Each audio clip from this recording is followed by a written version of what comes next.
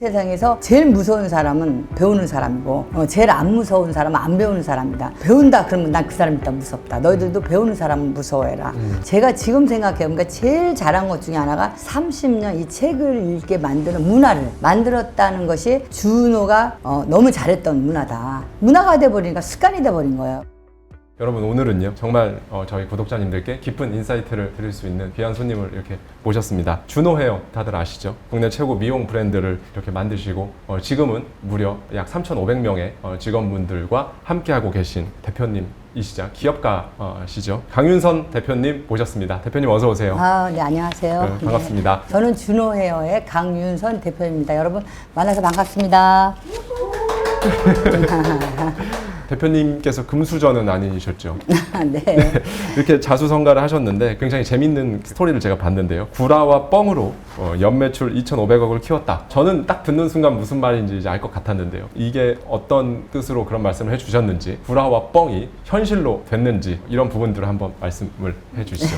구라와 뻥은요, 말하자면 꿈이에요, 꿈. 꿈. 제가 어렸을 때 내가 무슨 꿈 얘기를 하면요, 구라까지 마, 뻥까지 마, 이런 얘기를 했어요. 주변에서. 네, 그래서 GNB라고 얘기하거든요. 나는 이러한 회사를 만들 거고, 이런 아카데미를 할 거고, 인턴 생활을 할 때 사람들이 내가 얘기만 하면요, 그런 게 어딨어, 구라와 뻥이야, 막 이런 얘기를 하더라고요. 네. 그래서 저는 우리 인생에서 성공을 하는 것은 구라와 뻥이 참 중요하구나. 그래서 구라와 뻥 이꼬르 큰 꿈이에요.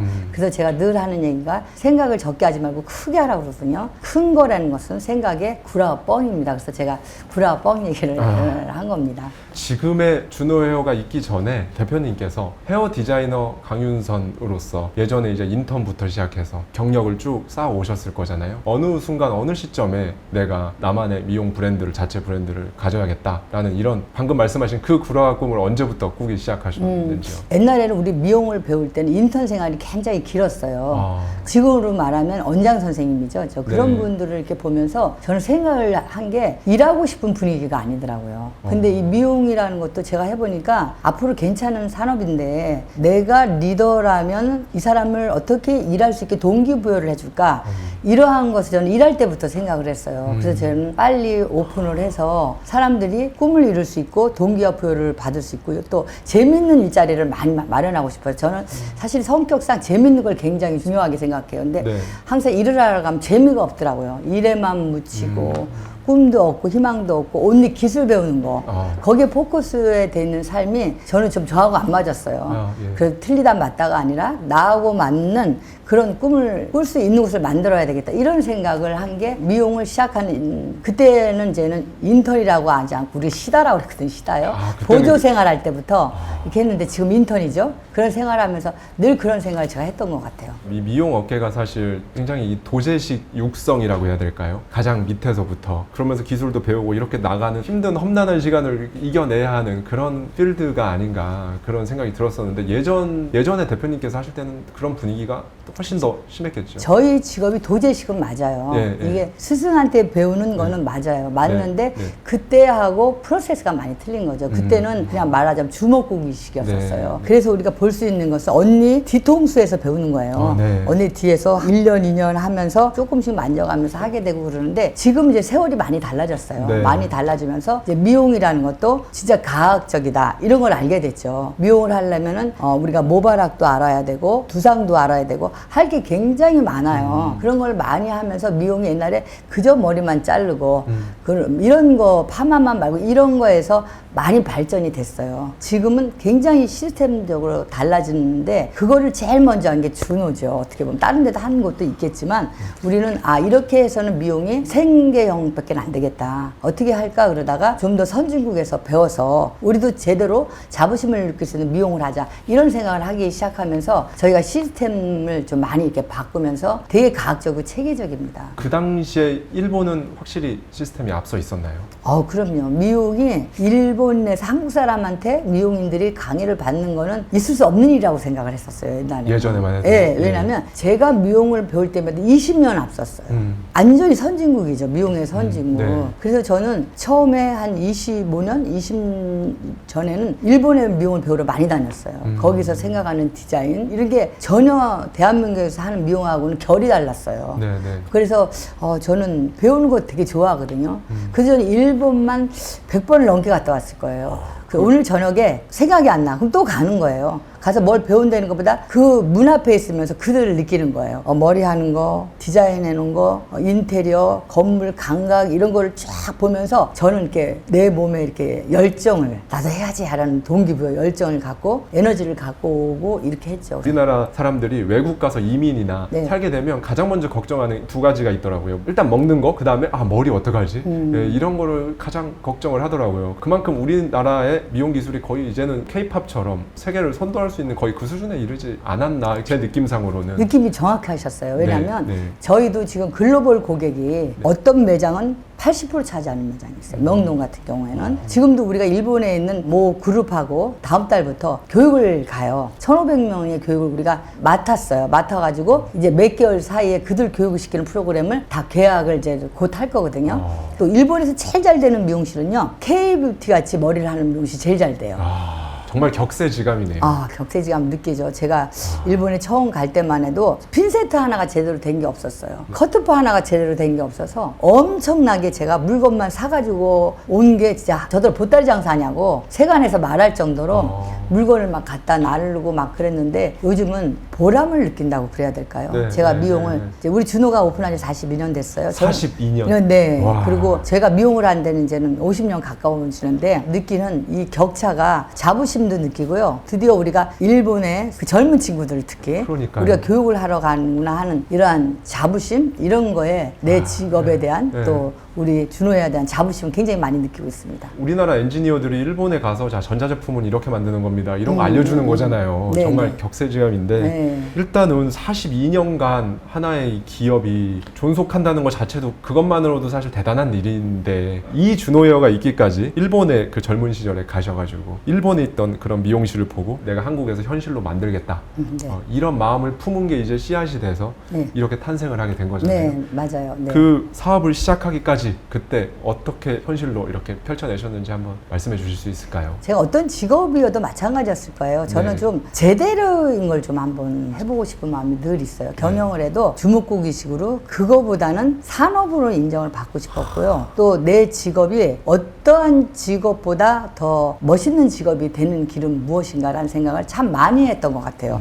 미용이라는 게 어떤 걸 일반 사람한테 많이 좀 보여주고 싶었어요. 그렇게 하려면 생계형이 아니라 자부심을 느껴야 되잖아요. 그러기 위해서는 제대로 최고의 것을 배워가지고 와야 된다. 이런 게 저는 어려서부터 되게 많았던 것 같아요. 몰라, 오늘도 제가 아침에 직원들한테 얘기했는데 이 세상에서 제일 무서운 사람은 배우는 사람이고 제일 안 무서운 사람은 안 배우는 사람이다. 배운다 그러면 난 그 사람이 일단 무섭다. 너희들도 배우는 사람은 무서워해라.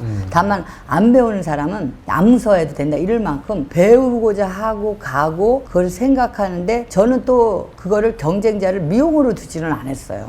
미용에 어떤 기업을 제가 벤치마킹을 한다 막 이러면 그 기업처럼 해야지. 사무실도 그 기업처럼 만들어야지. 인테리어도 미용실도 잘 해놓은 데도 중요하지만 어디 갤러리 같은 데가 굉장히 잘 해놨잖아요. 네. 그럼 우리가 저런 갤러리 같은 데 멋진 종을 우리가 손님 머리를 한번 해주고 싶어 막 이런 욕망이 있었고요. 옛날에 꿈꿀 때는 한 200평에다가 거울 하나 딱 놓고 의자 하나 딱 놓고 여기서 그냥 손님 머리를 쫙 해주는 작품을 할까 막 이러한 꿈과 상상이 좀 많은 소녀였었던 것 같아요. 준호헤어가 세상에 태어난 지는 42년이 되었는데 미용을 처음 배우기 시작했을 때 그 시대에는 원래부터 금수저도 아니고 평범한 집안에서 특히나 여성으로서 내 사업을 해야겠다라는 게 쉽지가 않았을 텐데 어떤 딱 계기가 있을까요? 어떤 특별하게 생각나는 어떤 계기라든가 그런 꼭 게 있어요? 특별한 계기는 아니더라도 네. 우리 직업이 이중률이 많아요. 이직률? 네, 우리나라에서 미용실 다니신 분들은 내가 이 디자이너들하고 할만해 그러면 디자이너가 가면 없는 거예요. 어디를 가나 내가 손쉽게 오픈을 할 수 있고 취직을 할 수 있는 직업이에요. 그래서 제가 이렇게 일을 해보면 되게 훌륭한 친구들이 많아요. 좀 더 시간을 갖고 다르게만 한다면 다른 결과가 나올 것 같은데 이들이 너무 나가더라고요. 나가면서 저는 그런 생각했죠. 사람들이 좀 바뀌지 않고 5년, 10년을 꿈을 꾸면 더 멋진 일이 있을 텐데 이런 생각을 하게 된 게 아마 내가 오픈해야지 생각을 했던 것 같아요. 왜냐하면 기존 원장님들 생각하고 제가 조금은 달랐거든요. 그런 거에 다 훌륭하신 하신 분들 많지만 네. 그래서 뻔한 얘기를 하는 것 같은데 꿈을 꿀 수 있고 좀 비전을 가질 수 있는 곳을 좀 만들어 보자. 그러려면 결국 뭐예요? 이들이 나가지 않아야 되거든요. 그래서 이중률이 없는, 그래서 함께 일하는 뭐 이런 것들 때문에 더 빨리 오픈해야 되겠다는 생각이 좀 많았던 것 같아요. 저는요. 저 역시도 한 회사의 대표로서 너무 와닿는 말씀해 그렇죠. 주셔서 예. 그래서 제가 이제 너무 인상적이었던 게 그걸 알고 있습니다. 저 역시 준호 헤어의 단골이기 때문에 그 3,000명이 넘는 직원들에게 네. 한 달에 한 권 특정 도서를 이달의 도서 이렇게 네. 해서 딱 지정을 해서 그 전국의 3,500명의 직원들이 그 책을 읽고 네. 서로 이제 살롱 문을 닫고 그 안에서 이제 뭐 토론도 하고 그 책을 읽고 뭐 네. 그런 시간을 가진다고 하더라고요. 네, 그 네. 책에 대해서. 근데 그게 저는 너무나 신선한 충격으로 다가온 거죠. 이런 프로그램을 진행하게 된, 그리고 계속 진행하고 계신 대표님의 생각이 있으실 텐데요. 예. 30년 됐어요, 저희가. 아, 그걸 하신 지 30년이 네, 된 건가요? 30년 할 때 굉장히 어려운 점이 많았어요. 처음에 30년 전에 처음 할 때는 책을 보라고 그러니까 나가더라고요.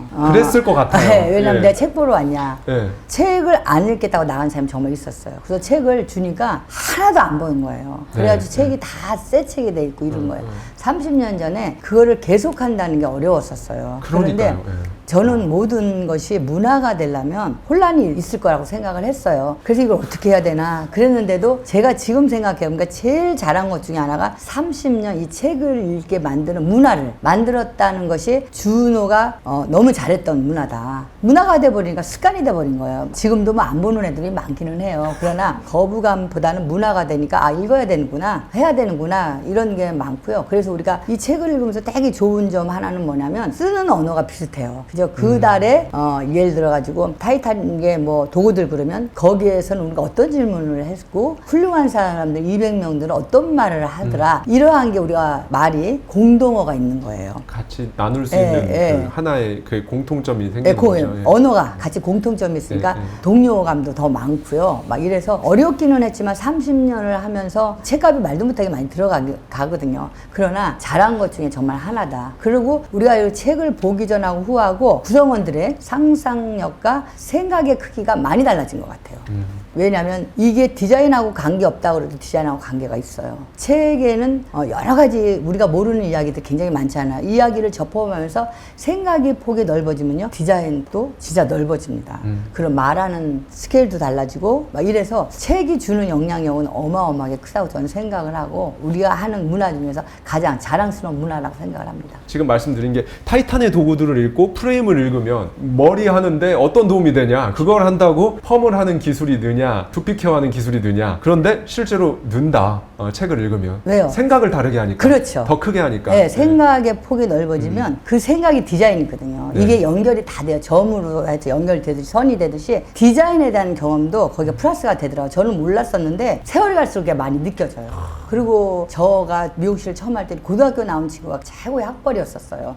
근데 지금은 모르겠어요. 세상이 달라진 것도 있지만 우리가 이 책을 읽음으로써 박사단, 석사단 구성원들도 많아졌거든요. 지금 준호 헤어 내 박사학위를 소지한 박사님 디자이너 분들도 계신 거네요. 그러면. 그렇죠. 많지는 않지만 있습니다. 예. 굉장히 인상적이네요. 그것도. 네. 그 박사학위를 미용에 관한 박사학위도 따지만 또 경영학 따기도 와. 하고요. 이렇게 미용을 한다고 해서 미용을 기피할 수 있는 예를 들어가지고 운동이라든가 바이올린이라든가 이런 여러 가지의 경험을 같이 녹아놓으면 네가 하는 일이 더 깊어진다. 이런 얘기를 좀 많이 하거든요. 경험에서 우러나온 통찰이 정말 느껴지는데요. 30년간 이제 그런 직원들하고 같이 그중에서 30년간 책을 한 달에 한 권씩 이렇게 전 직원에게 같이 읽고 같이 생각해보는 시간을 갖도록 하셨잖아요. 네네. 그 중에서도 대표님께서 구독자님들께 몇 권 추천을 해주신다면 네. 어떤 책을 한번 추천을 해주시겠어요? 여기 가져오신 것 같은데. 네, 맞아요. 추천할 책이 진짜 많아요. 네. 그런데 추천해주세요 그럴 때가 참 곤란할 때가 많더라고요. 너무 소개시켜드릴 게 좀 많은데 그래도 세월을 두고 또 읽어도 좋겠다. 10번 읽어도 좋겠다. 아니면 바이블처럼 놔둬도 되겠다라는 책을 내 수준에서 해왔어요. 직접 가지고 오셨어요. 네, 이렇게. 네. 예. 왜냐면 이 타이탄의 도구들은 200명들의 성공한 사람들을 맞아요. 인터뷰한 사람이 이 사람들이 무엇을 잘하는가를 써놓은 정말 그야말로 도구들이에요. 네. 200명의 도구를 내 걸로만 만든다면 기가 막힌 일이에요. 그래서 저는 애국에 갈 때 이 책을 많이 가지고 비행기 안에서 읽은 게 이 책에서 굉장히 중요한 건 뭐라고 여기서 질문을 안 하면 10년 걸리는 일이 있다고 치면 한번 이렇게 질문을 해보라는 거야. 이게 왜 6개월에는 안 될까? 그래서 이 책은 200명의 사람들의 도구가 될 만한 아이디어들이 있는 책이라서 제가요 여러분한테 한번 권해드리는 거고요. 그리고 요건 그다음에, 프레임이네요. 네, 요건 예. 프레임인데 모든 거는 이 프레임에 달린 것 같아요. 여기에서 어떤 내용이 나오냐면 어느 신혼부부가 카지노를 갔는데 5달러를 가지고 내려가서 카지노를 한 거예요. 예를 네, 들면 네. 갔는데 돈을 많이 벌어가지고 온 거예요. 네, 네. 근데 남편이 내려가서 다 읽고 5달러만 갖고 온 거예요. 그랬더니 이 사람이 뭐냐면 나 돈 잃어버렸어. 하나 속상해.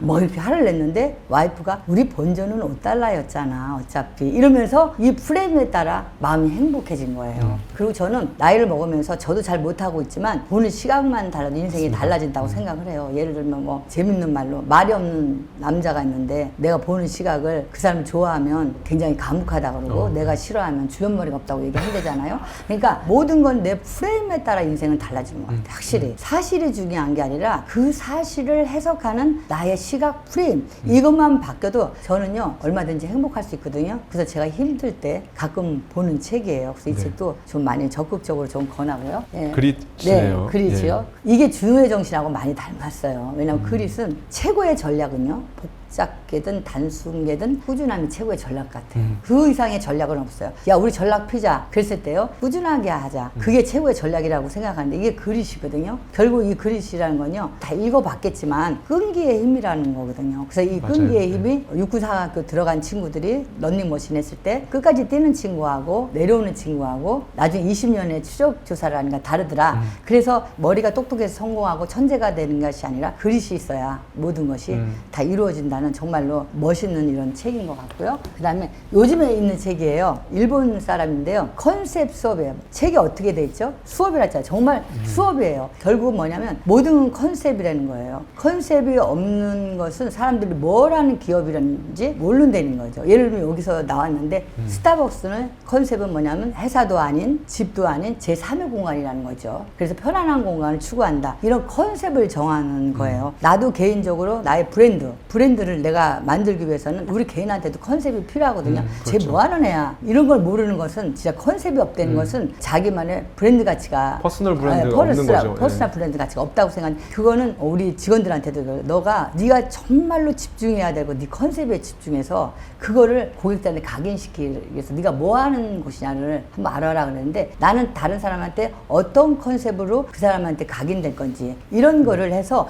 이걸 너무 친절하고요. 이 기업하는 분들 너무 좋을 거예요. 이것도 오래된 책인데 원싱 그죠? 예. 저는 직원들한테 이렇게 구성원들한테도 얘기합니다. 8, 90점짜리 만화일 수는 없다. 100점짜리 하나 있어야 된다고 했거든요. 한 가지만 집중해라. 결국은 복잡함을 이기는 이세가 단순한 힘이라고 써 있잖아요. 그래서 원싱 그 한 가지 일을 하는 건 너무너무 중요한 것 같아요. 그래서 우리가 여러 일을 다 하다가 보면 제대로 된 힘을 모아야 되거든요. 물은 100%에서 끝이잖아요. 그죠? 그렇죠. 그래서 제대로 힘을 좀 모아라. 그러기 위해서 이 원싱 한 가지에 집중해서 그것만 잘하면 그래서 예를 들어도 우리 직원들한테 네가 단발머리를 탁월하게 그것만 잘하면 이미 성공한 거다.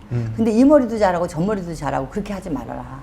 제가 제일 좋아하는 단어가 탁월함이거든요. 탁월함이 있어야 되거든요. 탁월함은요 더 나음이 아니라 다름이라고 생각을 하거든요. 네. 다름에서 정말 특별한 거거든요. 그러한 거를 찾아야 되는 게 원싱 여기서 찾아야 된다 이런 생각을 해서 이 책 또한 여러분들한테 네. 보셨겠지만 권하는 책입니다. 작가 이름 얘기해 주세요. 예, 게리 켈러입니다. 제가, 예. 뒤돌아보시면 지금까지 딱 해오신 길을 딱 한번 보셨을 때 돈은 도대체 어떻게 해야 더 높은 수준으로 한 단계 내가 더 벌 수 있을까? 이거에 대해서 저 같은 경우에는 돈 거리고 돈 벌어야지 거기에 초점이 가 있으면 오히려 돈이 안 벌린다 이렇게 돼버리는데 밥버그라는 작가가 있는데요. 기버원이라는 책에서 어떻게 부자가 됩니까? 하니까 그냥 그 회장님이 나와서 먼저 주게 그냥 딱 그 맞아요. 말을 하거든요. 맞아요. 먼저 줘 그냥 이걸 딱 들으시고 지금 대표님께서 엄청 공감을 하셨단 말이죠. 대표님의 맞아요. 예, 이 기버 먼저 준다 가치를 준다 이런 쪽에 관한 대표님의 가치관이라든지 생각을 좀 여쭙고 싶습니다. 돈은 다리가 그렇게 많대요. 쫓아가면요 도망가는데요. 그 많은 다리로 그냥 확 도망가는 확 가버린대요 쫓아가면. 그런데 내가 돈을 안 쫓으면 얘가 또 나를 막 따라온대요. 그러니까 쫓아가느냐 따라오겠느냐에 따라 이게 다른 거예요 가치가. 그걸 내가 어느 때 내가 느끼냐면 저는 뭐 돈을 벌기보다 매장이 많이 늘어나고 준호가 더 브랜드 가치가 있어지고 이름으로써 앞으로 멋진 회사가 되겠구나 이런 예감을 했는데요. 돈을 막 쫓아다니는 성격은 아닌 것 같아요. 근데 제가 일은 엄청 쫓아다녀요. 그러니까 얘네들이 나를 그렇게 쫓아다니는 거예요, 돈이. 제가 이런 말을 하는 것은 돈을 쫓기보다는 의미 있고 가치 있는 일을 하게 되면 돈을 저절로 올 때도 있지 않을까. 제가 강의할 때 리더의 첫 번째 조건에서 주는 능력이라고 얘기를 합니다. 주는 능력이 없는 사람은 전 리더를 안 시킵니다.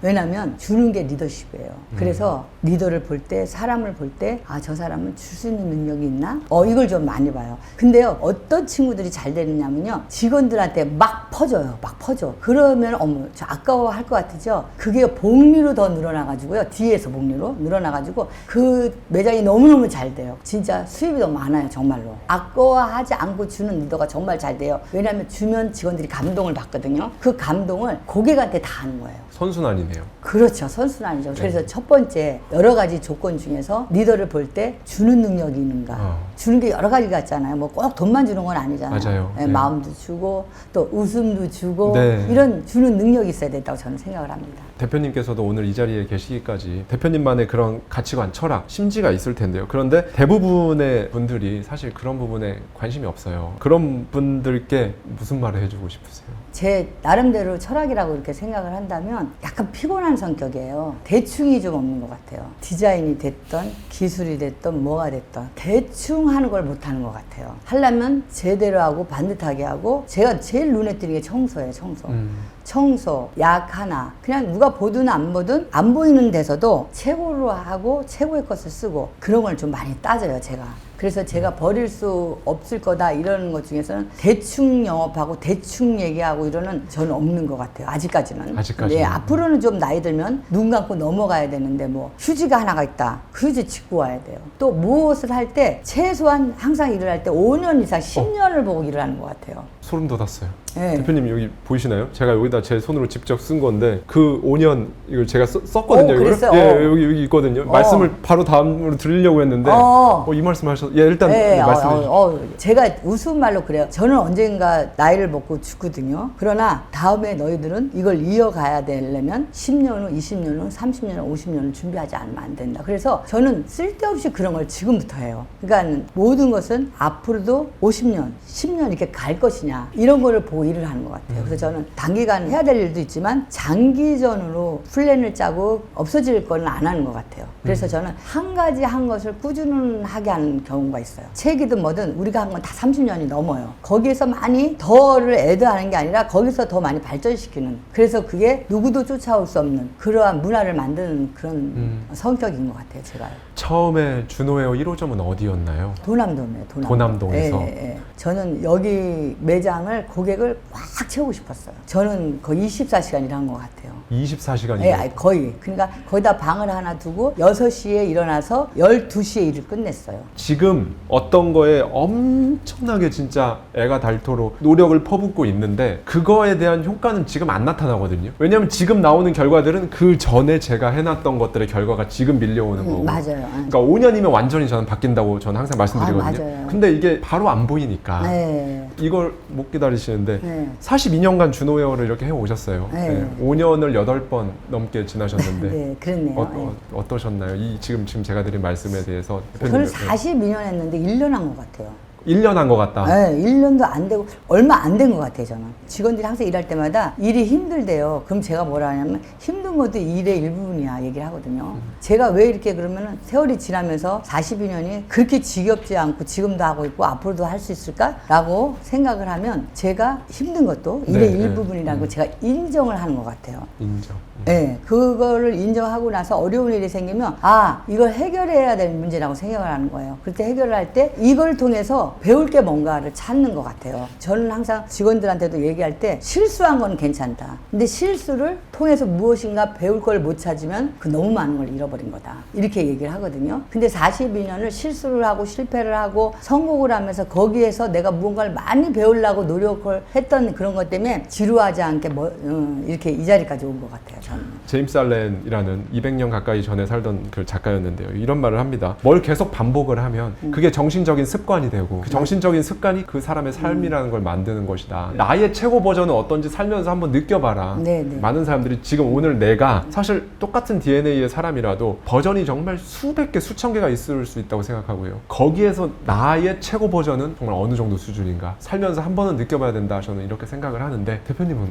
어떻게 생각하세요? 저는 그 말에 정말로 갑자기 저도 마음이 좀 용기를 굉장히 얻게 되는 것 중에 하나가 뭐냐면 한계라는 말이 있거든. 한계. 한계라는 말은 여기가 끝이라는 말이 아니고 한계는 넘어서라는 얘기거든요. 근데 사람이 한계는 선이라고 생각하는데 한계가 보여 이럴 때는 그게 넘어서라는 얘기예요. 근데 사람 한계의 선이야 나 여기까지야 라고 들었을 때 넘어서야지 돼요. 왜 그러냐면 우리 이렇게 살아보면 알지만 우리의 모든 것들이 많이 이렇게 발전하고 있잖아요. 결국은 그거를 막아놓은 것은 나의 생각이거든요. 그래서 이런 것을 더 맛보고 이 세상을 정말 흥미롭고 막 이렇게 막 하는 거는요. 그 한계선을 느껴질 때 한 발자국 더 가서 그 한계선만 넘기만 하면 또 다른 게 보이고 또 다른 게 보이는 게 굉장히 저는 많이 생각이 드는 게요. 제가 도남동에서 굉장히 잘 됐었어요. 네, 네. 그래서 사람들이 뭘 다른 데를 또 가냐고 그랬어요.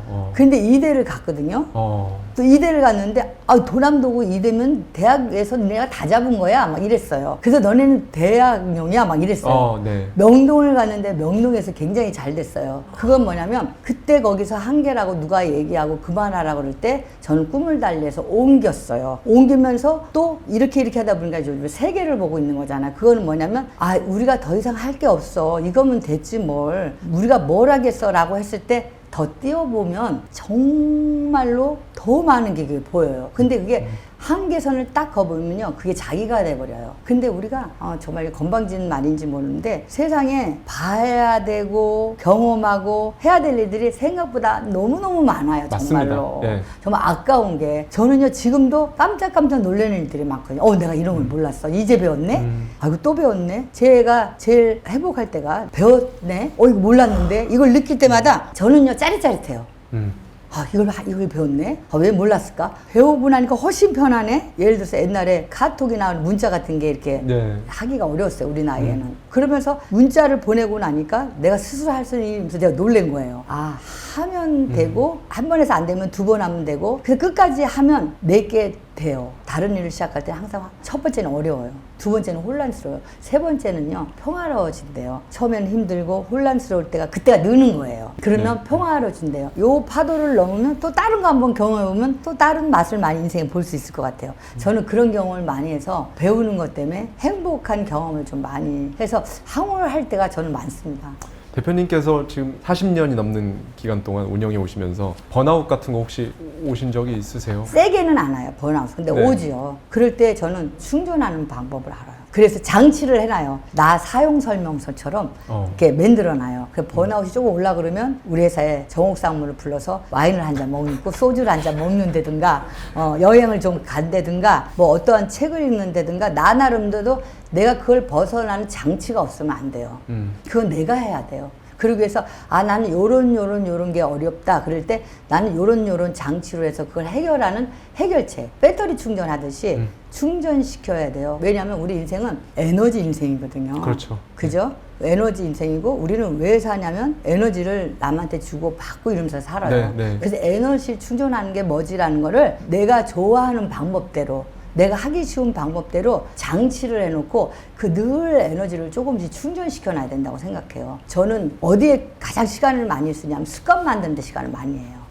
습관이라는 거는 무의식이라는 거거든요. 근데 운전과 똑같은 거예요. 그러려면 리허설을 계속 하는 수밖에 없거든요. 그래서 저는 루틴을 만들어서 습관을 만드는데 그걸 작은 거부터요. 예를 들면 뭐 건강을 위해서 뭘 하고 싶다 그러면 하지 않으면 안 되는 것과 플러스를 해놔요. 왜냐면은 이빨 닦을 때 까치발 뛰기 한다든가 그러면 6분은 하잖아요. 아침 점심.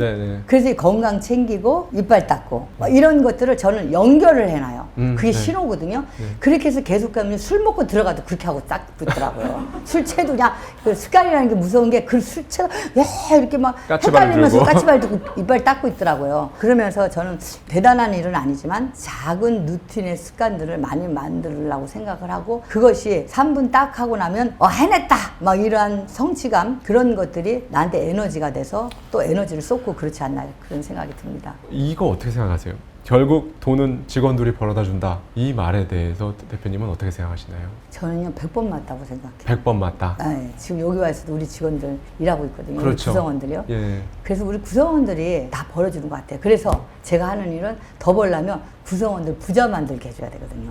네. 그래서 직원들이 부자만 만들어주면 전 더 부자가 되는 거예요. 그죠? 네. 저도 정확하게 동의를 하고요. 예, 예. 예. 직원이 부자가 되면 내가 더 부자가 된다. 그럼요. 예, 그 말도 동의를 하고요. 저는 이제 항상 그 생각을 많이 했거든요. 자영업자에서 기업가로 넘어가는 그 경계점이 어디일까? 자영업자라고 한다면은 이제 내가 다 해야 된다고 생각하시는 분들이 많으세요. 그건 이제 자영업자 마인드. 예, 그렇게 되면 어느 정도의 돈은 벌겠지만 큰 부를 이루거나 이룰 수도 없거니와 남는 거는 건강 상하고 마음 상하고, 반면에 기업가로 가려면 이 일을 어떻게 하지보다 이걸 누구랑 하지를 생각합니다. 그래서 그거를 정말 잘할 수 있는 사람, 그 사람과 함께, 그게 이제 레버리지이기도 하고요. 그렇게 가는 게 이제 자영업자와 기업가의 차이라고 저는 생각을 하는데, 삼류는 자기 힘을 쓴대요. 이류는 남의 힘을 쓴대요. 인류는 남의 지혜를 빌려 쓴대요. 사회자님의 인류 같은 생각이 조금 많이 드네요. 결국 남의 지혜를 빌려 쓰는 것이 인류라고 생각을 하거든요. 근데 또 처음 하시는 분들은 처음에는 부치고 장구치고 해야 될 때가 있어요. 그렇죠. 그게 그 시절이 지나야 그 다음 시절이 오는 것 같아요. 그런데 이 시절에 내가 약간의 배우는 거라든가 이런 건 중요한 것 같아요. 저도 혼자 다 하던 시절이 있었어요. 네. 근데 그때는 뭐 인건비 나가는 것보다 내가 다 해야 되니까, 물론 지금 시절하고 많이 달라졌지만, 그러나 꿈은 있었거든요. 비전이 있었고, 요거 끝나면 매출이 요 정도 되면 1명 써야지, 2명 써야지, 네. 이런 것들을 플랜을 쫙 짜가지고 했던 것이 잘 됐던 것 같아요.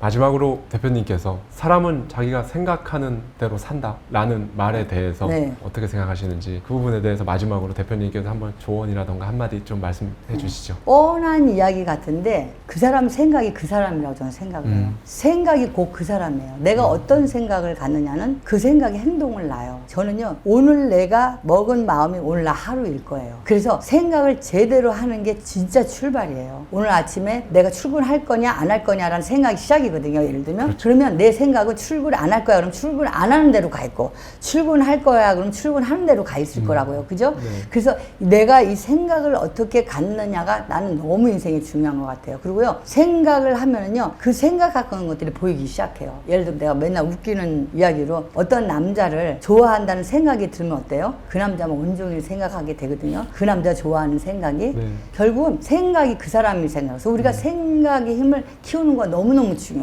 저는요, 항상 직원들한테 얘기해요. 생각을 올바르게 하면 올바로 살 수밖에 없다. 이러한 얘기를 하거든요. 그래서 정말 어떤 생각을 갖느냐. 이거는 우리 인생에서 가장 중요한 마인드 같아요. 생각이 전부 답니다. 네. 왜 생각을 하면 사람 찾게 돼 있습니다. 그 생각 중에 요즘에 어떤지 모르겠지만 한의원 가면 예전에는 이렇게 약재들이 이렇게 서랍처럼 꺼낼 수 있었잖아요. 근데 거기에 보면 무슨 약을 짓든 무슨 보약을 짓든 감초가 맨날 다 들어가니까 약방의 감초라고 하잖아요. 그 감초 같은 게, 생각할 때 감초 같은 생각이 이제 바로 감사인데요, 마지막으로. 네, 맞습니다. 예, 이 감사는 무슨 마인드셋을 하든 뭘 하든 기본으로 장착을 하고 있어야 이 사람이 성장을 할 수 있거든요. 맞아요. 생각도 감사거든요. 네. 그래서 우리도요, 바꾸라 그랬어요. 이제 용어를 뭐냐면 펌업 끝나고 감사합니다 이렇게 하라. 그동안 우리 어떻게 아이고 수고하셨어요 뭐 막 이랬는데, 감사합니다 이렇게 하라 그랬는데, 감사함이 없어짐으로써 미움이 생기고 싸움이 생깁니다. 그래서 이 감사한다는 건요, 어마어마한 능력이에요. 이 감사를 하면요, 이 세상에 미운 게 없어져요. 우리 감사의 반대말은 뭐예요? 당연함이거든요.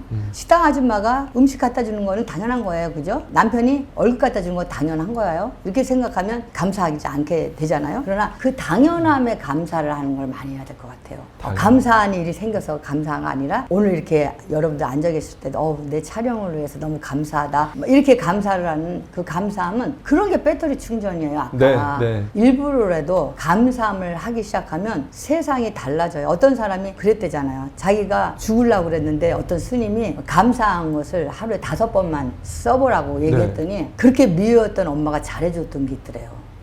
그러면서 자기가 엄마를 안 미워하게 되면서 자기도 죽지 않고 엄마를 사랑하게 됐다고 얘기를 하더라고요. 그렇게 감사의 힘은 정말 큽니다. 저는 이 세상을 행복하게 사는 방법이 여러 가지가 있지만, 싫어도 감사합니다 하면은 정말 행복하고 또 이룰 수 있는 일들이 많지 않을까 이렇게 생각을 합니다.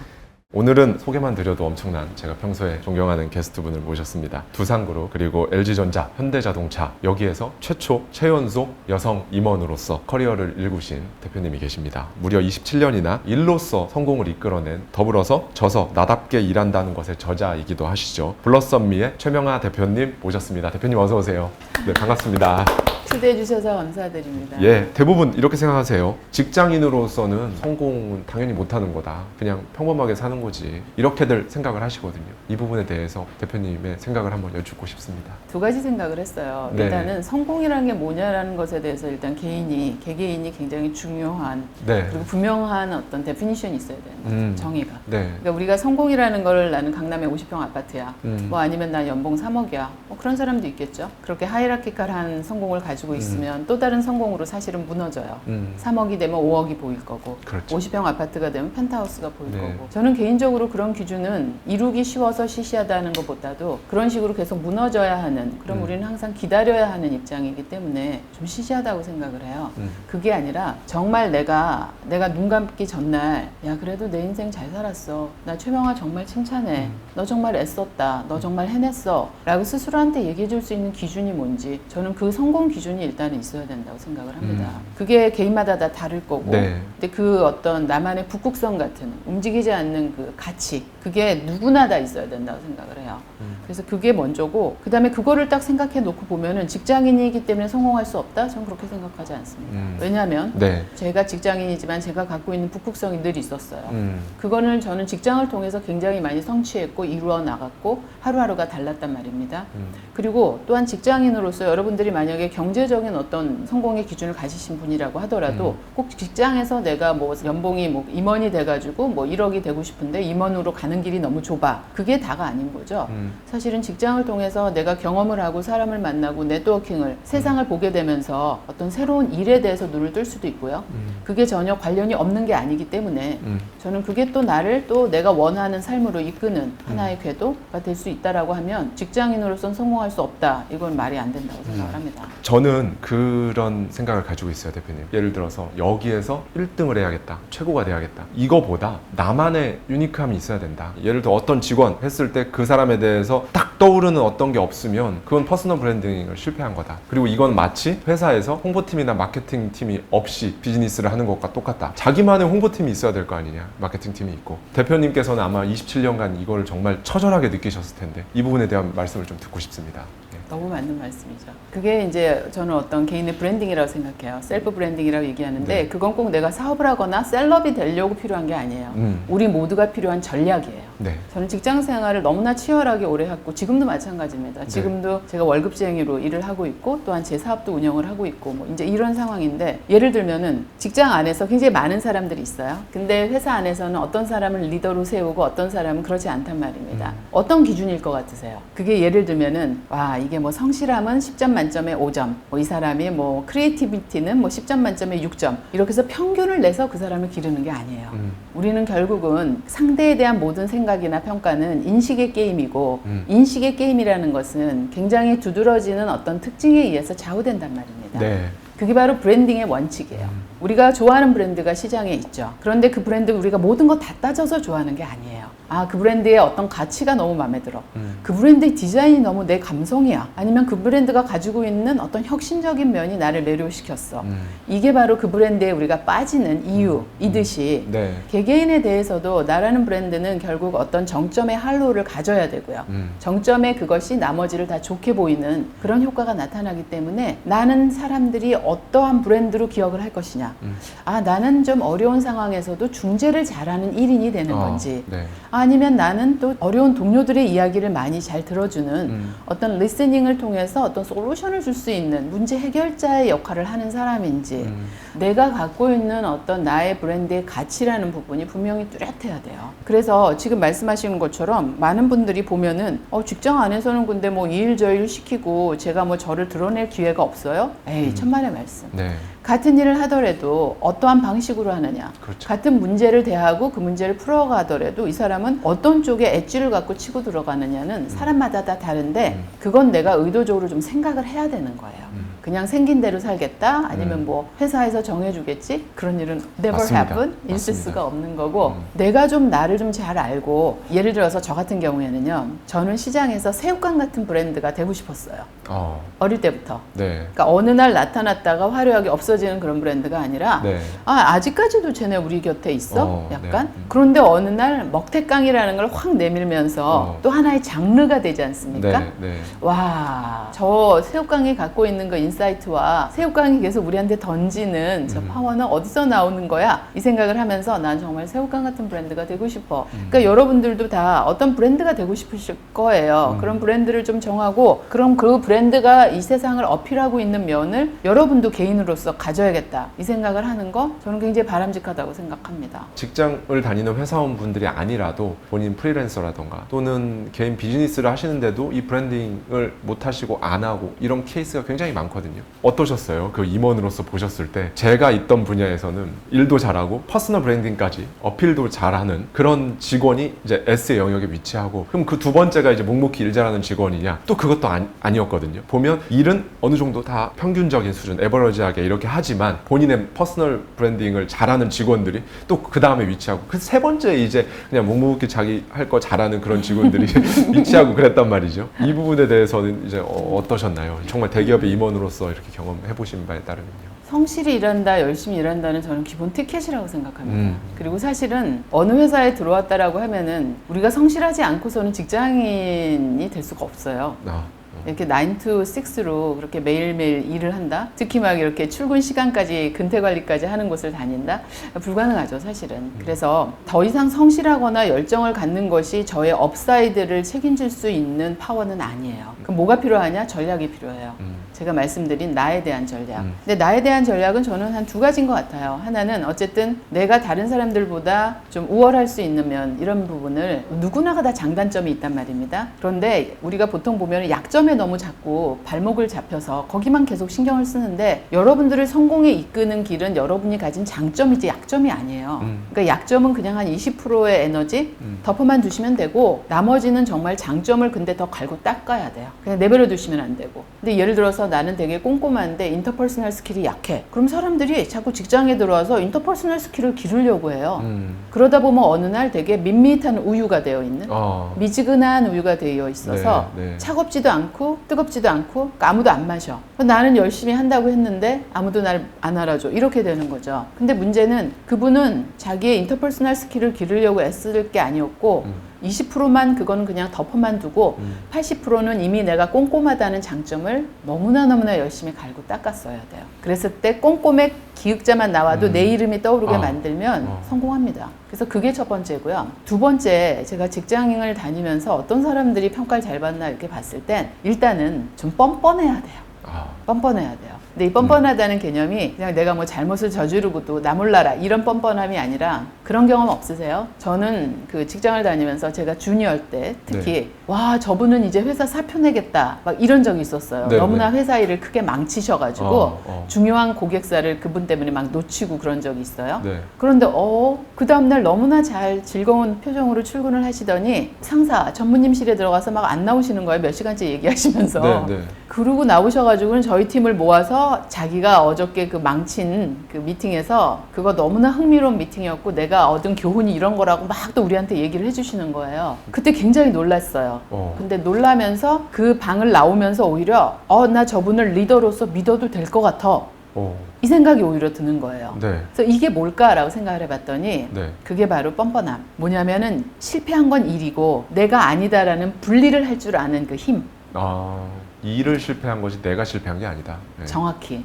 그런 마인드가 있는 사람은 10번이고 100번이고 20번이고 도전하더라고요. 그게 아니라 저희가 막 열정이라고 잘못 착각을 하고는 일이 실패한 건데 내가 실패한 줄 알고 같이 뒹굴다 보면 그 사람은 다시 못 와요. 저 같은 경우에도 제가 상사일 때 아래 직원 중에 참 저 사람은 정말 저렇게 보고서를 제가 많이 깼는데도 또 깨도 또 수리해서 오는 친구가 있고 표정은 계속 밝고 근데 한두 번만 그렇게 되면 그 다음엔 되게 이렇게 무너지는 친구가 있고 전자가 성공을 해요. 그렇죠. 설령 그게 그 사람이 두 번째 사람보다 경험도 짧고 내용이 부족하다 하더라도 이 사람은 계속해서 수리해서 올 수 있는 그 뻔뻔함이 있으면 이 사람이 결국은 성공을 합니다. 그래서 저는 그 두 가지 어떤 나만의 어떤 그런 엣지를 갖는 거 그런 부분과 어떤 태도적인 부분에서 진심으로 나와 이를 분리할 수 있는 이 뻔뻔함 이게 직장인으로서는 가장 중요한 두 가지 무기가 아닐까라는 생각합니다. 아, 너무 좋은 말씀 해주셨어요. 보통은 이제 많이 회사 내에서 엄청 큰 프로젝트를 망쳤다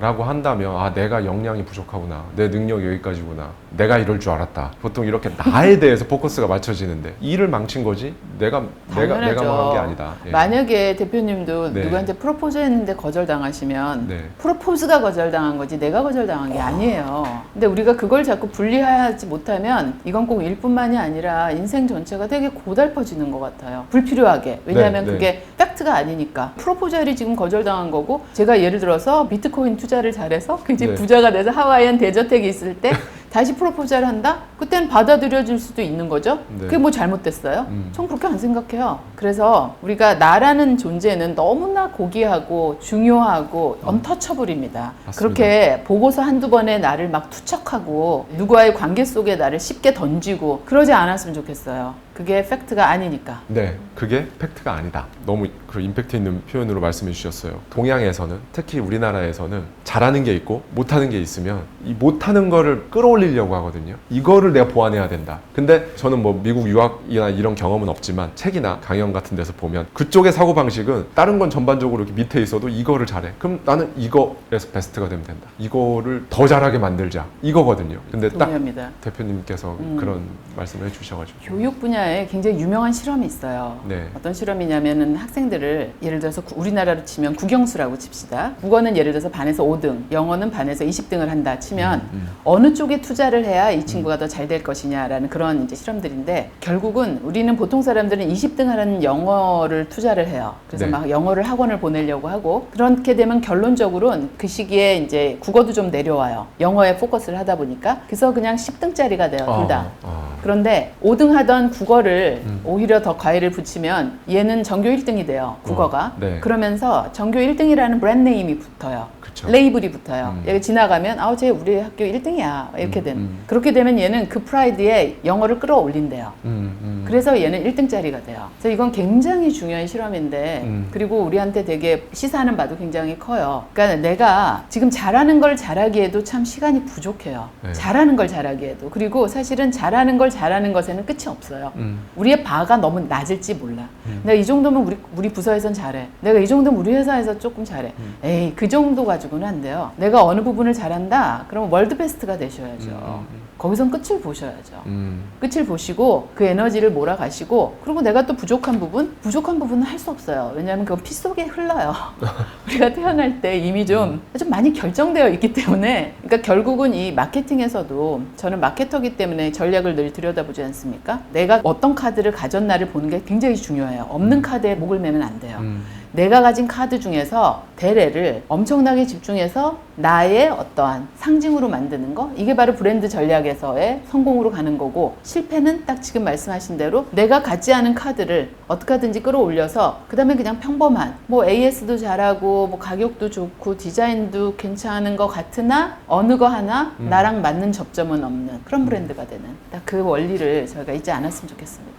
마케팅 워낙 전문가시고 대표님께서 잘 아시니까 세스 고딘의 이제 보랏빛 쏘아온다, 린치핀 뭐 여기서 하는 얘기도 결국에는 사람은 모두가 다 천재다. 근데 거기서 말하는 천재는 아까 예를 들어주셨지만 A는 국어 천재, B는 커뮤니케이션 천재, 뭐 각자 이런 게 다 있을 거란 말이죠. 근데 그거를 방치하고 그 다음에 착수하는 일이 나의 모든 능력과 에너지를 내가 잘할 수 있는, 내가 천재성을 가지고 있는 이게 아니라 내가 부족하다고 느끼는 거에 막 쏟아붓고 시간은 가고 세월은 가고 이렇게 돼서 방금 말씀해 주신 것처럼 탁한 우유가 그냥 되어버리는. 회사에 있을 때 제 네. 아랫사람이 사표를 들고 온 적이 있어요. 아, 네. 그래서 왜 그러냐라고 물었더니 MBA를 가고 싶다는 거예요. 아, 네, 외국으로 네, 준비를 해서. 근데 굉장히 마케팅을 잘하던 친구였어요. 굉장히 네. 실행력도 뛰어나고 인사이트도 좋고 너 지금 굉장히 회사에서도 두각을 나타내고 있는데 MBA 받아온 다음에 그럼 컨설팅이나 아니면 아이뱅크로 자리를 옮기고 싶으냐라고 물었더니 아니래요. 자기는 다시 기업에 와서 마케팅을 하고 싶대요.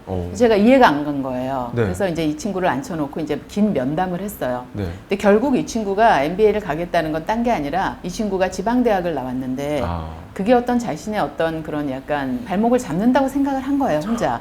왜냐하면은 그 주변은 다 이제 좋은 대학을 나오고 이런 친구들이 많다 보니까 제가 분명히 그 친구한테 얘기를 한 게 만약에 너가 2년 동안 외국 MBA를 따고 와서 다시 내 앞에 나타나는 거랑 너가 지금 마케팅으로 더 달리고 더 실행을 많이 하고 아니면 네가 플랫폼 회사로 좀 자리를 옮겨서 새로운 마케팅을 경험한 다음에 2년 후에 내 앞에 섰을 때 나는 누가 더 나한테 매력적이냐? 나는 완전히 후자다. 그렇죠. 라고 얘기를 해줬어요. 그리고 네가 MBA를 지금 다녀온들 너의 학벌이 세탁되는 거 전혀 아니다. 그 리그는 이미 끝났다. 이미 공부 잘했고 그다음에 뭐 어쨌든 환경 좋았던 친구들이 좋은 학벌 그때 20살 때 끝난 얘기다. 그거를 이제 어중간히 덮는다고 해서 그게 네 카드가 절대 안 된다. 대신 네가 지금 갖고 있는 카드는 너의 인사이트와 실행력. 나는 그걸로 달릴 것 같은데 한번 다시 생각해봐라. 결국 그 친구는 이제 주저앉았고 지금은 외국 계열 회사에서 지금 굉장히 잘 나가는 마케팅 임원으로 달리고 있습니다.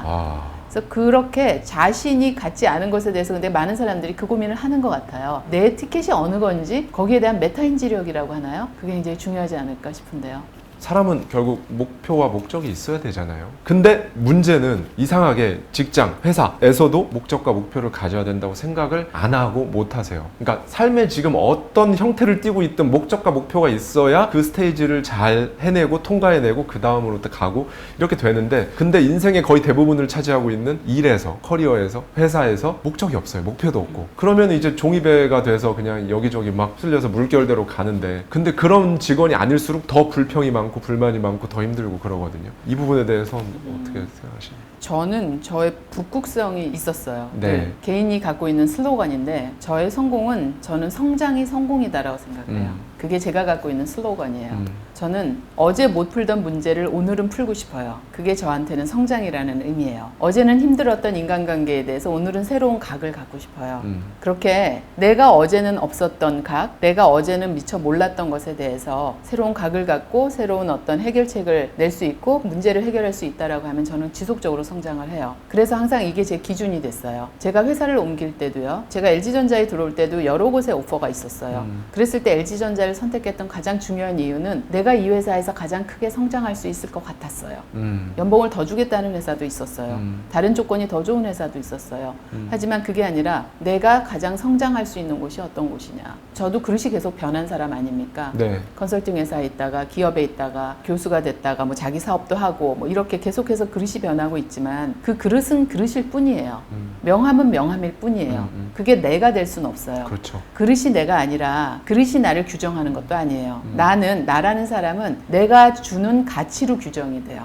내가 현대자동차를 다닌다고 현대자동차가 내가 아니에요. 맞습니다. 예. 내가 맥킨지를 다녔다고 맥킨지가 내가 되는 것도 아닙니다. 여러분이 가지고 있는 명함 뒤에 숨어 있는 사람이 있고 명함 앞에 서 있는 사람이 있다고 생각해요, 저는. 네. 근데 늘 저는 제 스스로한테 명함 앞에 서 있어야 된다. 너는 너의 북극성을 가지고 오늘도 가야 된다. 라는 생각만 했던 것 같아요. 그러니까 그것이 한 번도 어떤 목표적으로 나는 뭐 빨리 임원이 되고 싶어. 나는 연봉이 얼마가 되고 싶어. 라는 생각은 한 적이 없어요. 왜냐하면 그거는 될 수도 있고 안 될 수도 있어요. 내가 선택하고 내가 노력하는 게 아니지 않습니까? 열심히 일하는 건 내 몫이지만 승진시키는 건 회사 몫이에요. 임원은 될 수도 있고 안 될 수도 있어요. 그러한 불확실성, 외부 의존적인 거를 내 삶에서 어떤 기준으로 삼을 수는 없어요. 내 삶이 기준으로 삼고 성공의 어떠한 방향성이 되는 건 내가 오늘 이룰 수 있는 거여야 된다고 생각을 했어요. 그래서 항상 그 성장한다라는 것, 그래서 이론적으로는 저는 죽기 전날 가장 성공해 있을 거예요. 계속 성장을 할 거니까 쉽지 않아요. 왜냐하면은 나이가 들수록 특히 내 생각에 자꾸 내가 침착이 되고 새로운 거를 자꾸 받아들이려고 하네요. 네. 그러니까 귀가 내 생각보다 빠르게 자꾸 닫혀요. 내 경험이 많다 보니까. 그렇죠. 내 판단이 세다 보니까 어떠한 일에 대해서도 가설이 너무 세고 가설을 그냥 컨펌하려고만 하고 그러니까 그러지 않으려고 늘 노력을 하죠. 그래서 새로운 사람을 계속 만나려고 하고 새로운 생각을 들으려고 하고 그걸 곁에 있게 하고 싶어 하고 제 생각이 깨지는 그런 경험을 스스로한테도 자꾸 주려고 하기 때문에 그걸 통해서 저는 계속 성장한다고 믿고 있고 오늘 내가 성장했나? 라는 거를 잠자리 들기 전에 생각해 보면서 맞아 나는 오늘 참 A라는 사람을 만나서 했던 네. 대화가 정말 나한테 어떤 인사이트를 줬어. 너무 행복해요. 내가 오늘 회사에서 풀었던 어떤 회의에서의 어떤 그 토론을 통해서 새로운 부분에 대한 해결책이 나왔어. 너무 행복해요. 그것이 저한테는 오늘의 북극성에 다가가게 하는 그런 쌓이고 있는 어떤 에피소드라고 생각을 합니다. 27년간 직장인이셨고 저도 대표님에 비하면 뭐 미천하지만 10년간 이제 직장에 몸담았었는데 항상 그 생각을 했었어요. 왜 어디에 뭘 하든 직업을 쓰는 란이 있잖아요. 회사에 다니시는 분들은 회사원이라고 쓰는데 저는 그건 편의상 그렇게 구분을 하는 거라고 생각을 하고요. 왜냐면 회사가 너무 많으니까. 근데 현대자동차에 다닌다고 하면 현대자동차는 내 직업이 아니라 나의 직장이죠. 직장이고 내 직업은 그 안에서 정말 내가 정말 유니크한 마케터다. 내가 재무를 한다 그러면 나는 완전 재무 전문가다. 이런 게 아이덴티티가 있고 있어야 된다고 생각하거든요. 그걸 비록 일일이 적진 않더라도 회사원이라고 퉁치더라도 그게 있어야 된다고 생각하는데 너무 많은 분들이 그냥 그럴싸한 명함이 있으면 그게 나라고 동일시해서 좀 40, 50대 이후에 이제 어려움에 스스로를 맞습니다. 몰아넣는 그게 너무 많아서 안타까운 맞습니다. 마음. 너무 맞는 말씀이세요. 예. 제가 처음 책에 그 에피소드를 정확히 적었어요. 제가 미국 출장을 처음 갔는데 직업란을 적지 않습니까? 뭐라고 적어야 될지 모르겠는 거예요, 네, 영어로. 네. 비즈니스맨도 아니고 내 비즈니스를 하는 것 같지도 않고 회사원이라는 게 셀러리맨? 네. 말이 안 되더라고요. 네, 네. 그러니까 늘 한국에서는 그냥 회사원이라고만 제 맞아요. 스스로를 생각하다가 그래서 그때 제가 자각을 했죠. 아, 내가 어느 순간 명함 뒤에 숨어 있구나.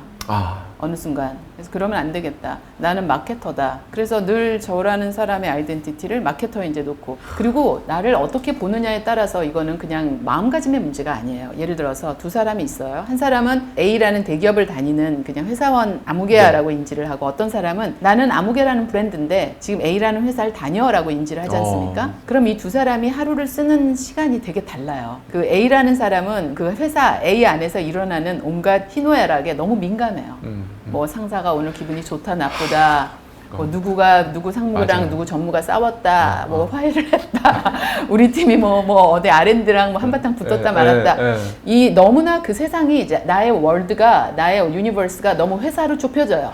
왜냐면 이게 나의 그 앞에 서 있기 때문에 그러니까 계속 거기에 침참이 되고 그게 뭐 열정이라고 생각할지 모르지만 거기서 너무 많은 시간과 희노애락과 그걸 다 겪어요. 근데 반면에 내가 명함 앞에 서 있는 사람이 되지 않습니까? 난 공부할 게 너무 많아요. 나는 지금 유통업에 일을 하고 있지만 나는 지금 영업맨으로서 다른 인더스트리 영업은 어떻게 하는지도 살펴야 되고 그 회사 안에서의 일이 아니라 정말 내가 내 실력을 닦아야 될 공부할 것도 너무 많고 내가 신경 써야 될 것도 너무 많고 그래서 실질적으로 어디에다가 이 사람들이 정신을 주고 있느냐라는 게 너무 달라지고 아이러니한 거는 회사는 결국 어떤 사람들을 원하느냐? 후자를 원해요. 그렇죠. 이런 사람이 출세해요. 그렇죠. 앞에서 뒤지고 볶고 난리치던 사람들은 결국은 그 난리치다가 끝나고 그러니까는 근데 그게 아주 쉽게 우리가 기업을 다니다 보면 회사를 다니다 보면은 회사 뒤에 자기가 자꾸 숨어 있게 되는데 절대 안 되죠. 의도적으로 좀 끌어내셔야 되고 근데 그런 질문 많이 받아요. 예를 들면 그러니까 저 같은 경우면 뭐 마케터 이런 식으로 좀 뚜렷했지만 자기는 회사 안에서 여러 부서를 옮겨 다녀서 뭔지를 모르겠다. 제너럴리스트신 거예요. 그렇죠. 예, 제너럴리스트로서 자기는 운영 전반에 대한 지금 경험을 계속 쌓고 있는 거란 말이에요. 근데 같은 상황에서도 어떤 각을 가지고 나를 보느냐에 따라서 굉장히 달라지니까 그러한 각을 제대로 갖고 그럼 그 사람으로서 뛰어나기 위해서 내가 무슨 공부를 해야 되고 어디를 좀 벤치마킹 해야 되고 어떤 자료를 좀 모아야 되고 누구를 만나야 되는지 회사 외에서의 어떤 그러한 부분을 좀 빌드업 하는데 시간을 쏟는 거 이게 필요한 것 같습니다. 영상에서 한 100번 말씀드린 것 같은데 저는 워라벨은 없다. 근데 이거를 좀 더 대표님께서 세련된 워딩으로 표현을 해주셨습니다. 진정한 고수는 일과 삶을 분리하지 않는다. 네. 네네. 대표님이 생각하시는 워라벨 어떻게 생각하시는지요? 그러니까 이게 사람들을 호도하지 않았으면 좋겠어요. 네. 워라벨이라는 말로 굉장히 상대적인 상실감을 갖게 만들어요. 네. 굉장히 잘못됐다고 생각해요. 뭐냐, 마치 내가 워라벨이라는 거는 정말 나는 6시 칼퇴근을 무조건 해야 돼. 그리고 칼퇴근한 이후에는 회사 생각을 안 할 수 있어야 돼. 그렇죠. 뭐 이런 조건을 갖는 것 같아요. 워라벨이라는 게. 근데 저희가 질문해 봐야 돼요. 첫 번째, 일과 삶을 분리한다라는 게 그다지 바람직하느냐라는 거예요. 저는 제 삶은 일을 통해서 풍부해졌어요. 일을 통해서 만난 사람들이 제 삶의 굉장히 큰 부분을 차지를 하고 있고 지금도 마찬가지고 일을 통해서 제가 경험하게 되는 세상, 일을 통해서 제가 생각하게 된 어떠한 각도 이런 게 제 삶에 굉장히 중요하고 제 삶을 계속 저를 나은 사람으로 성장시키는데 일이라는 것은 불가분의 관계예요. 그러면 일과 삶을 분리해서 난 6시까지는 가짜 인생이고 6시부터 my life is begin 뭐 이런 게 말이 되느냐라는 거죠. 그렇죠. 그리고 회사 안에서 내가 불행했다. 났다, 내지는 내가 사람들한테 인정을 못 받았다, 아, 나 쟤랑 일하기 싫어, 이런 사람이 됐다. 그럼 6시 이후가 뭘 해야 행복하죠? 그거를 완전히 떨궈내고 뭘 해야 행복할 수 있는지 저는 잘 모르겠어요. 저는 그게 계속해서 연장이 돼요. 그리고 그걸 의도적으로 자를 생각도 별로 없어요. 주말에 밀린 일을 가지고 제가 원하는 뭐 카페에 가서 뭐 서너 시간 일을 한다? 그게 그렇게 뭐가 불행할까요? 저는 잘 모르겠어요. 그 시간 동안 제가 뭔가를 어치브하면서 밀린 일에 대해서 조금 더 여유를 가질 수 있게끔 주말에 좀 일을 할 수도 있는 거고, 그건 제 선택일 뿐인 거예요. 다만 저는 휴가를 지킨다라든지 그런 부분에 대해서는 또 되게 철저해요. 네. 나의 어떤 원칙이 있는 거죠. 왜냐하면 그건 내 건강에 관련이 되고 나의 그렇죠. 또 일을 잘하기 위한 에너지에 관계되는 그렇죠. 거기 때문에 그 부분에서의 어떤 퀄리티나 이런 부분은 지켜야 되지만, 일 자체에 있어서 나는 뭐 6시까지는 가짜 인생이고 6시부터가 내 인생이야? 그거는 저한테 있어서는 둘이 서로가 융합적으로 가치를 내면서 제 삶을 더 완성적으로 가져가고 있기 때문에 굳이 그렇게 분리해서 생각하는 게 되게 억지스럽다라고 생각을 하고 싶어요. 제가 있던 분야는 공공 분야였거든요. 그러니까 한 번 들어가면 없어요. 나오는 게 없습니다. 정년 보장. 그래서 이직을 한다는 건 정말 생각도 안 해요. 근데 엄청나게 불행해하는 직원들이 많단 말이죠. 일도 나하고 안 맞고 적성에도 안 맞고, 뭐 사실 나는 원래 내 꿈은 이거였는데, 이런 케이스가 정말 많아요. 정년이 보장된다는 그런 그룹에 들어가 보면. 근데 저는 감히 이런 말씀을 드려요. 이직을 하십시오. 근데 그분들은 이직을 하면 큰일 나는 줄 알아요. 그리고 못할 거라고 생각을 하고, 이제 정말 국내 굴지의 대기업들, 또 그런 직장인뿐만 아니라 교수로서의 커리어, 또 지금은 대표로서의 커리어, 이게 많은 경험을 해보신 대표님께서 말씀해 주시면 훨씬 도움이 되실 것 같아요. 인생은 트레이드오프예요. 모든 카드를 다 가질 수는 없어요. 저는 그렇게 앉아서 망설이기만 하시는 분들은 되게 욕심이 많다고 생각해요. 내가 어떤 선택을 한다라는 거는요, 희생해야 되는 부분이 반드시 있어요. 그것을 테이크할지 안 할지를 정한 다음에 테이크를 못 하겠으면 그만인 거죠. 그리고 테이크를 할 만하면 테이크를 하는 거고. 저는 모든 게 다 트레이드오프라고 생각을 해요. 우리가 선택이 어렵다라고 얘기하는 거는 대부분의 경우 트레이드오프를 안 하겠다는 얘기예요. 그러니까 지금 자기가 어떤 카드를 가지고 헤매고 있는지 한번 자신한테 한번 물어보세요. 그리고 그 카드가 정말 중요해서 들고 있어야 되면 그다음에 조용해야죠, 뭐. 이직할 용기가 없다면 지금 하는 거에 대해서 불평불만을 하지 않아야 한다. 너무 감사해야죠. 네. 아니, 지금 월급 안 밀리고 따박따박 나오는 회사에서 아침에 내가 안 가면은 막 모든 사람이 날 기다리고 있고, 이게 얼마나 행복한지 모르십니까? 정말 이 목걸이 걸고 어딘가에 그 커피 하나 들고 출근하고 싶어 하는 열망을 가진 사람들도 굉장히 많고요. 그렇죠. 우리 모두가 리플레이서블 해요. 대체 가능한 자원이란 말입니다. 그러니까 지금 이렇게 안정적인 자리, 그리고 그 건강이 허락되고 있다라는 것, 그 시간이 나한테 있다라는 것, 굉장히 어프리시에이트 해야 된다고 생각을 하고. 방금 말씀해주신 감사해야 된다라는 말씀과 관련해서 어떻게 해야 행복할 수 있냐 라는 그런 부분에 대해서 생각을 해보면, 대표님께서는 이 행복은 찾는 게 아니다, 행복은 나를 찾아오는 것이다 라고도 이제 말씀을 해주셨어요. 그러니까 이게 참 개인적인 성향이랑도 관계가 있는 것 같아요. 저 같은 경우에는 약간 중앙에서 봤을 때 약간 패시미즘적인 성향이 좀 있어요. 근데 이 성향이 저는 나쁘지 않은 것 같아요. 살아가는 데 있어서. 그러니까 그게 무슨 말이냐면은, 저는 인생 자체를 그렇게 막 life is good, life가 그렇게 막 원더풀하거나 뭐 판타스틱하다고 안 생각해요. 우리 삶이 오히려 반대로 끊임없는 문제 해결의 과정, 끊임없는 어떤 고행의 과정, 이쪽으로 저는 삶을 보는 좀 관점이 조금 더 세요. 그러다 보니까 행복이라는 것에 대해서도 제가 갖고 있는 생각은 불행을 피하면 남는 게 행복이다 정도예요.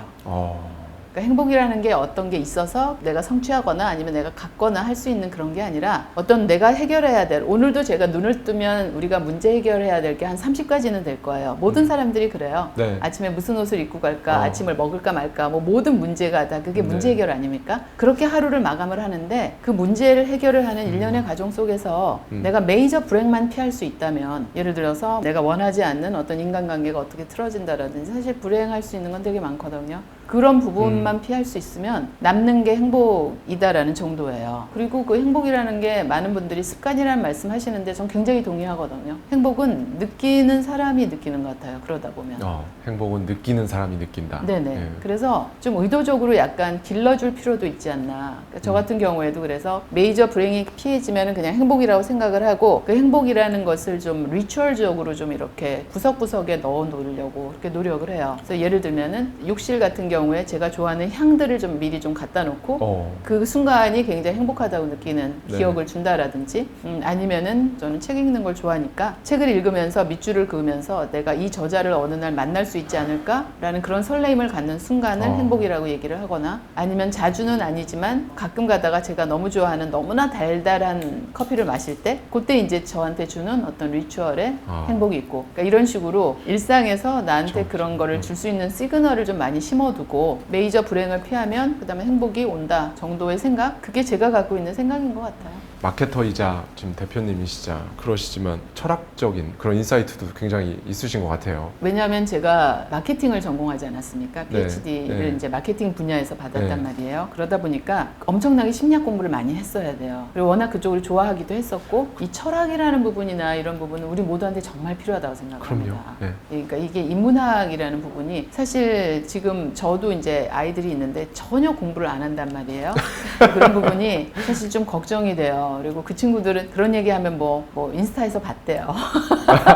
인스타에서 이렇게 한 줄 있는 거 이런 거를 이제 누가 그래서 그 밑에다 누가 얘기했다 뭐 이런 거를 이제 그냥 철학이라고 받아들이는 것 같은데 이게 우리가 소양을 갖는다는 거 저는 성공이라는 게 내가 어떤 기술을 가졌다거나 무슨 의지를 가졌다고 성공하는 게 아니라 어떻게 보면 이게 버텨냄이거든요. 버텨냄. 그러니까 인생 자체도 끊임없는 문제 해결이고 누가 성공하느냐 물으면은 끝까지 버티는 애가 성공을 해요. 제가 기업에 있을 때도 늘 미디어에서 왜 여자 임원이 저 하나냐 하는 거예요. 그래서 유리천장 뭐 이런 얘기를 해주길 바래요. 근데 전 그런 얘기 안 했어요. 여자 부장이 없지 않느냐. 네. 항상 전 그렇게 얘기를 했다고요. 그러니까 뭐냐 버티면 되는 거예요. 그게 가장 중요한 티켓이에요. 그러니까 버틴다라는 건 그만큼 자기가 절박해야 돼요. 내가 모든 게 갖춰져 있는데 그냥 자아 실현하려고 이래 못 버텨요. 그게 아니라 정말 내가 어떻게 보면 내가 이 월급을 받아서 우리 아이 학비를 내야 돼. 아니면 이 월급을 받아서 지금 망해 있는 친정을 도와야 돼. 이런 거 굉장히 전 좋다고 생각해요. 그러니까 이렇게 절박함을 가지고 일단은 그 티켓을 가지고 버텨야만이 그래야지 어느 순간 내가 원하는 위치도 갈 수 있고 그 기회도 잡을 수가 있는 거지. 거기까지 가보지 않고 가도 안 될 것 같아. 뭐 보니까 안 되네. 글쎄요. 그게 내 인생에 어떤 도움이 되겠어요. 어떤 도움이. 그래서 저는 젖은 낙엽 정신 얘기를 많이 하는데 젖은 낙엽 정신. 예, 혹자들은 시대착오적인 생각이다. 네. 전 그렇게 안 생각해요. 저는 여전히 경기장에 남아있어야 똥볼이라도 찬다. 그러니까 제 어떤 좌우명이고 어렵죠. 어렵기도 하고 때로는 뭐 폭락하기도 하고 올라가기도 하고 이게 롤러코스터지만 내가 어떠한 그 북극성을 쳐다보고 오늘도 좀 버티는 쓸어도 안 쓸리는 뭐 부장님 오늘도 뭐 그렇게 해보세요. 그런다고 내가 쓸리나? 이런 오기도 있어야 되고 이놈의 회사 그래 네가 나를 괴롭혀봐라. 그렇다고 내가 쓸려 내려가겠냐? 뭐 이러한 나는 내가 할 일이 있고 내가 가고자 하는 곳이 있다. 이러한 어떠한 뻔뻔함? 그 부분이 성공이라는 걸 가지고 오는 거지 나의 뭐 영리함, 학벌, 뭐 나의 기술, 나의 네트워크 다 소용없는 것 같아요. 예전에 그 얘기 제가 인상 깊었던 게 아놀드 슈왈제네거가 오스트리아 출신이란 말이에요. 오스트리아 완전 그렇죠. 시골 출신인데 맞아요. 그 당시에 오스트리아에 TV도 뭐 없고 막 그 시골에서 혼자서 저기 어디 막 창고 같은 데 가서 덤벨 들고 나 운동 막 하면서 나는 헐리우드 가서 액션 스타가 돼야지 라고 하고 있었을 때 그 오스트리아의 그 시골 마을의 어른들하고 주변 사람들이 다 막 비웃었다는 거죠. 일단 TV가 없으니까 헐리우드는 그들에게 너무나 다른 세상 얘기고 그 다음에 그 당시에는요 곱상하고 지적이고 이런 남자 배우들만 배우가 될 수 있었다고 하더라고요. 분위기가. 왜냐하면 여배우랑 이런 로맨스 분위기를 연출을 하려면 그런 배우만 썼대요. 근데 아놀드 슈왈제네거 근육 막 우락부락해서 이제 헐리우드로 갔을 때도 초반에 이제 전혀 뭐 기회 자체도 없고 근데 그때 그 말을 했다고 하더라고요. 대표님이 하신 말씀이랑 굉장히 비슷해요. 퇴장만 하지 마라. 퇴장을 하지 않고 계속 있다 보면 반드시 누군가는 너를 본다. 반드시 본다. 근데 퇴장해버리면 못 보잖아요. 정말 맞아요. 그러니까 직장을 다녀도요, 보세요. 여러분들이 직장을 다니면 아무런 그런 기회가 없을 거라고 생각을 해요. 그런데 누군간 봐요. 누군간 보고 있고 어디선간 기회가 와요. 맞아요. 그래서 저는 낭중지추라는 얘기를 되게 좋아해요.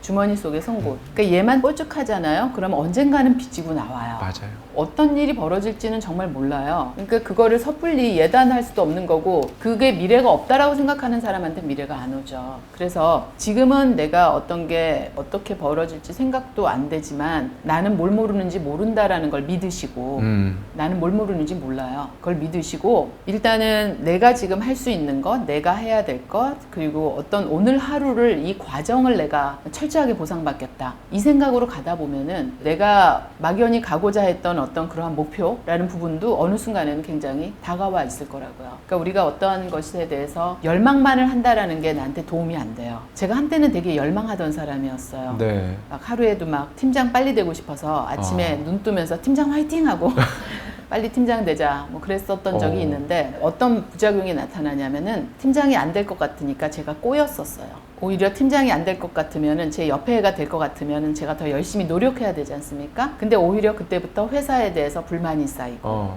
회사가 비전도 없어지고 팀장은 굉장히 페어하지 않은 사람이 되고 그러면서 제가 굉장히 망가진 적이 있어요. 그때 그래서 제가 깨달았어요. 이게 강력한 전략이 아니구나. 내가 진짜 가져야 될 강력한 전략은 그냥 열정을 막 내면서 난 뭐가 될 거야 될 거야 외치는 걸로 끝나는 게 아니라 그냥 오늘 하루의 과정을 이거를 완벽하게 해내는 거. 그게 그냥 내가 원하는 곳으로 데려가는 결과론적인 것이 돼야지 그것이 나의 어떤 선행으로 되게 되면은 우리가 어떤 일이 안 될 것 같으면 방어기제라는 게 발동을 해요. 네. 상처받기 싫으니까. 팀장 외치다가 안 될 것 같으면 제가 팀장 안 됐을 때 상처가 두려우니까 그거 자체의 가치를 깎아내린단 말이에요.